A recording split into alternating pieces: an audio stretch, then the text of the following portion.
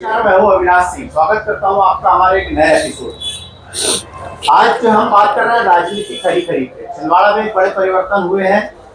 कमलनाथ जो कि पिछले कई दिनों से इस बात की अटकलें हैं, इस बात की चर्चाएं हैं कि कमलनाथ भाजपा में शामिल हो सकते हैं, लेकिन कहीं ना कहीं जाकर ये अटकलें ही रह जाती हैं। अचानक कमलनाथ दिल्ली जाते हैं और दिल्ली जाने के बाद कमलनाथ कांग्रेस की सभाओं में शामिल होने लगते हैं, कांग्रेस की बैठकों में शामिल होने लगते हैं। लेकिन ये बात चलती है कि कमलनाथ भाजपा में शामिल हो सकते थे, हो सकते हैं या हो जाएंगे। ये चर्चाएं आज भी चर्चाएं हैं, संभावनाएं आज भी संभावनाएं हैं। इसी बीच छिंदवाड़ा में एक बड़ा परिवर्तन देखने को मिला है। आज प्रदेश के मुख्यमंत्री डॉक्टर मोहन यादव छिंदवाड़ा पहुंचे थे और मोहन यादव के समक्ष जिस तरीके से भाजपा में कांग्रेस के लोगों की एंट्री हुई है, उससे कहीं ना कहीं छिंदवाड़ा में कमलनाथ का गढ़ हिलता हुआ नजर आ रहा है। आज इस मुद्दे पर हमारे साथ मौजूद है मुल्ताई क्षेत्र से बड़े नेता, बैतूल जिला पंचायत के अध्यक्ष राजा पवार जी और कांग्रेस के बड़े नेता पांडुरना जिले के, जिन्होंने आज भाजपा ज्वाइन की है, उज्जवल सिंह चौहान और अज्जू ठाकुर। आइए हम जानते हैं कि आखिर क्या कारण है कि लोग भाजपा के प्रति अपना विश्वास जता रहे हैं। बात करेंगे राजा ठाकुर जी से, राजा पवार जी से। क्या रीजन है कि भाजपा की तरफ अब रुख, जैसे कमलनाथ जी की भी बात चल रही थी कि कमलनाथ जी भी भाजपा ज्वाइन करने वाले हैं या नकुलनाथ जी भाजपा ज्वाइन कर सकते हैं, ये भी एक संभावना चल रही है। तो क्या ऐसा कारण है कि लोग भाजपा की तरफ अब रुख कर रहे हैं? सब राम भक्त है, हनुमान भक्त है। जो राम भक्त है, वो हनुमान भक्त है, वो भाजपा ज्वाइन करने के मूड पर है। अन्यथा नहीं होते तो उनकी इच्छा नहीं। ये सब ऊपर वाले की लीला है और ऊपर वाले की लीला हो कारण ये सब खेल हो रहे हैं, क्योंकि इस देश के अंदर राम राज्य की स्थापना होगी और जल्दी होगी। क्योंकि हमारे राम जी 500 बरस टेंट में रहे। अब पहली बार तो किसी सरकार ने ऐसे इस देश के प्रधानमंत्री नरेंद्र मोदी जी के नेतृत्व में, इस प्रदेश के लोकप्रिय मुख्यमंत्री आदरणीय डॉक्टर मोहन यादव जी के नेतृत्व में आज अज्जू भाई ने इसलिए भारतीय जनता पार्टी ज्वाइन की क्योंकि बहुत प्रभावित हुए इस बात से। और सबसे बड़ा तो उनने एक बात कही कि हमारा पांडुरना बरसों से जिले की मांग की थी इन लोगों ने कि पांडुरना जिला बने। वो जिला बनने के बाद घोषणा 8 महीने हो गए और वो चाहते कि पांडुरना का किसी भी स्तर पे कैसे भी विकास हो, और विकास जब ही होगा जब सत्ता वाली पार्टी जो विकास वाली पार्टी के साथ जुड़ेंगे। चाहे वहां पर कोई किसी प्रकार के, वो चाहते कि बेरोजगारों के लिए रोजगार मिले। जैसे उन्होंने बोला कि छिंदवाड़ा में जैसे विकास के रोजगार के साधन खुले, वैसे ही हम हमारे पांडुरना के अंदर खुलना चाहते हैं। वहाँ फैक्ट्रियाँ लगनी चाहिए। उनकी सोच है कहीं फ्लाईओवर की मांग उनके क्षेत्र के लोगों ने की है, वो भी अपनी बात रखी है। और डॉक्टर साहब से उनके व्यक्तिगत अच्छे संबंध है डॉक्टर मोहन यादव जी से। तो मैं समझता हूँ कि पांडुरना का विकास लगभग अच्छा होगा। जैसे विकास की बात करते हैं, पिछले 18 सालों से या 15 महीने निकाल दिए जाए तो 20 सालों से ही भाजपा की सरकार है, लेकिन विकास जिस तरीके का मध्य प्रदेश में होना चाहिए वो कहीं दिखाई नहीं पड़ता। इसके पीछे क्या है? फिर तो आपने 20 साल पुराना मध्य प्रदेश देखा ही नहीं है।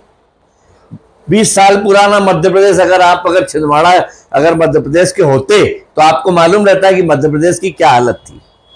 बिजली, पानी, सड़क, ये सब भारतीय जनता पार्टी के राज में हुआ है। चाहे कोई भी हो, चाहे छिंदवाड़ा हो, चाहे बैतूल हो, चाहे प्रदेश के 52-53 जिलों में अगर विकास हुआ है तो भारतीय जनता पार्टी के राज में हुआ है। जो 53 साल में नहीं हुआ वो 18 सालों में हुआ। आपको बता दूं, 18 सालों में। और जब से भारतीय जनता पार्टी की सरकार प्रदेश में बनी है, आप लोग सिर्फ विकास ही देख रहे होंगे। इसके अलावा व्यक्ति का भी विकास हुआ, घर घर का विकास हुआ। आज किसी भी आप देख लो, किसी भी स्तर में, गांव में, किसी भी गांव में चले जाओ, एक सीसी रोड नहीं हुआ करती थी। आज गांव गांव के अंदर सीसी रोड बन रही है। हर व्यक्ति का विकास हुआ। मैं तो बोलता हूं हर व्यक्ति का। आज 4 गाड़ियां थी, आज 4000 गाड़ियां हैं। क्या विकास नहीं हुआ? आप बताओ। भारतीय जनता पार्टी की राज में तो विकास हुआ ना। 18 साल शिवराज जी मुख्यमंत्री रहे, अब अचानक शिवराज जी को हटा दिया गया, मोहन यादव मुख्यमंत्री बने। अब विकास की गति, अगर 18 साल भाजपा ने विकास किया है तो अब विकास की गति क्या होगी? विकास की डबल इंजन की सरकार है। यहाँ डबल इंजन की सरकार जहां जहां रहेगी वहां उस प्रदेश में उस देश के अंदर, और यहाँ पर तो ट्रिपल इंजन की सरकार बनने वाली है। पांडुर्णा के नगर पालिका अध्यक्ष भी हमारे साथ आ गए। अब वहां एमएलए ना हो कांग्रेस पार्टी का, पर नगर पालिका अध्यक्ष भी आज भारतीय जनता पार्टी में ज्वाइन हुए, तो वहां भी पांडुर्णा का विकास कराना है उनको। विगत 1.5 साल में जो भी नहीं हुआ, पर अब विकास पांडुर्णा के अंदर भी होगा, आपको बता दूं। हमारे साथ मौजूद है अर्जू ठाकुर, जिन्होंने आज भाजपा ज्वाइन की है। क्या कहते हैं, कांग्रेस से भाजपा में आके आप कैसा महसूस कर रहे हैं? देखिए, एक परिवार को छोड़ने का दुख होता है और एक नई परिवार में आने की खुशी होती है। अब इसको आप कैसे देखते हैं ये मैं नहीं जानता। अविनाश जी, आप समझ सकते हो, मैंने एक परिवार छोड़ा और एक परिवार में मैं आया, तो कुछ दुख तो है, साथ में खुशी भी है कि मैं एक नई परिवार में आया। कमलनाथ जी के बड़े करीबी आप माने जाते रहे हैं शुरू से, और पिछली 2 विधानसभा में आपका बहुत महत्वपूर्ण योगदान पांडुर्णा से विधायक चुनने में रहा, जो कि कांग्रेस के रहे। लेकिन अब अचानक आपने भाजपा ज्वाइन कर ली, तो इसके पीछे क्या कारण हो सकता है? देखिए, कमलनाथ जी ने यहाँ पर छिंदवाड़ा जिले में विगत कई सालों से यहाँ पे सांसद रहे हैं, एक बार मुख्यमंत्री भी रहे, उन्होंने काफ़ी काम किया है। मैं उन चीज़ों को अभी बात नहीं करना चाहूँगा। मैं तो सिर्फ इसलिए आज भारतीय जनता पार्टी ज्वाइन करी है कि पांडुर्णा के लोगों से जो हमने एक वादे किए थे, हमने जो उनसे कमिटमेंट किए थे, हम जो पांडुर्णा का विकास का एक मॉडल अपने दिमाग में, अपने जहन में बना के रखा था, उन वादों को और उन चीज़ों को जो हमने जनता से किए थे उसको पूरा करने के लिए आज हमने भारतीय जनता पार्टी ज्वाइन करी है। और एक नए परिवार में आकर आप जानते ही हो कि अभी समय लगेगा, लेकिन हम लोगों ने पब्लिक से वादे किए तो उसको पूरा करने की पूरी कोशिश। कमलनाथ जी की भी कहीं ना कहीं भाजपा में जाने के चर्चे चलते रहे, अभी भी ये मामला पेंडिंग है, अभी भी कहीं से बिल्कुल स्पष्ट बात सामने नहीं आई है कि जा रहे हैं कि नहीं जा रहे। लेकिन इस बीच एक कार्यकर्ताओं का और एक कांग्रेसियों का एक मत बना जी। कुछ लोगों में निराशा रही, कुछ लोग बड़े उत्साहित भी रहे कि कमलनाथ जी भाजपा ज्वाइन कर रहे हैं, कुछ लोग बड़े निराश हुए। इस संबंध में आप बड़े वरिष्ठ नेता हैं, क्या कह सकते हैं? देखिए, मैं एक छोटा सा कार्यकर्ता ही था उस समय भी, और आप जिन व्यक्तित्व के बारे में मुझसे पूछ रहे हो बहुत बड़े हैं। शायद मैं उनकी उम्र से लगभग बहुत छोटा हूं, तो मैं उस चीज़ का जवाब आपको नहीं दे पाऊंगा। मैं माफ़ी चाहूँगा आपको इसके लिए, क्योंकि आप एक ऐसे शख्सियत के बारे में मुझसे पूछना चाह रहे जो मुझे पता नहीं है। अब वो क्यों नहीं आना चाहते थे, क्यों आए, क्यों आ रहे हैं, ये सब मैं कहीं ना कहीं कार्यकर्ताओं का विश्वास डगमगाता दिख रहा है। जिस तरीके से आज हमने देखा कि मुख्यमंत्री के सामने पूरा पांडुर्णा, लगभग आधा पांडुर्णा नजर आया, नगर पालिका आप ले आए, आपके साथ हजारों समर्थक थे। तो इस स्थिति में नहीं लगता आपको कि कहीं ना कहीं कार्यकर्ताओं का और कांग्रेसियों का जो विश्वास है वो डगमगा रहा है?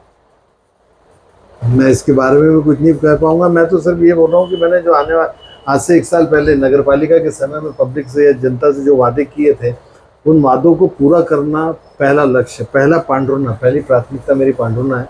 और उस पांडुर्णा के लिए मुझे जो करना पड़ेगा वो करूँगा। पांडुर्णा में किस तरीके के विकास की अब आवश्यकता है? देखिए, आज भी हमारे पांडुर्णा के अंदर में लगभग आधा शहर ऐसी स्थिति में रहता है जहाँ पर जो एक पुरानी बस्ती है, वहाँ पे डेवलपमेंट के काम हैं। जैसे वहाँ पर